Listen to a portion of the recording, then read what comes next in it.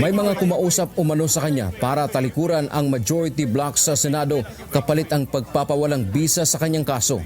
Ito ang revelasyon ng Senator Jinggoy Estrada bago sumuko sa PNP-CIDG kahapon.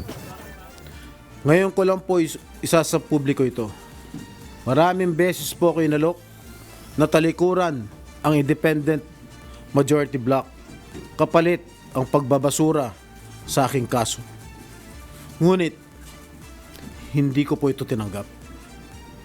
Mas nanaig ang paninindigan ko na ako'y manatili sa hanay ng mga kasamahan ko sa independent majority block. I stand my ground. Ngayon kung tatanungin niyo kung sino sila, abangan ninyo ang susunod na kabanata. Pero ayon kay Senator Raffy Tulfo, wala silang nalalaman tungkol dito at hindi rin ito napag-uusapan ng minority block. Wala akong alam na ganung pangyari na pressure siya sumama sa majority para mawala ng kaso. I don't know. Wala. Kung akong tatanungin. Ikinalulungkot naman ni Senator JB Ejercito ang nangyari sa kanyang kapatid. Gayunman, naniniwala siya na dapat pairalin ang batas.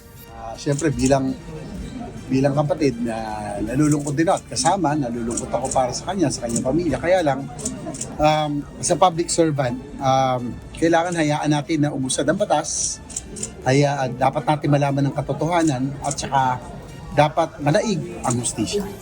Samantala, hindi natuloy ang sesyon sa Senado kahapon dahil walang dumating na miyembro na majority. May sumama kay Senator Jinggoy pagpunta sa pagbuluntaryong pagsuko tulad ni Senate President Alan Peter Cayetano. Dismayado ang mga miyembro ng minorya dahil hindi umano sila nasabihan na wala palang sesyon. Wala, except na sa social media nag-post. Hindi naman kami in-inform eh.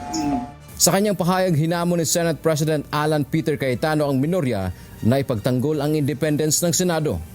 Pero sabi ng minority senators, ang ginawa ng majority ay pag-boycott sa kanilang tungkulin. Para kay Senator Erwin Tulfo, lalo lamang nasisira ang imahe ng Senado. You boycott because one of us was arrested.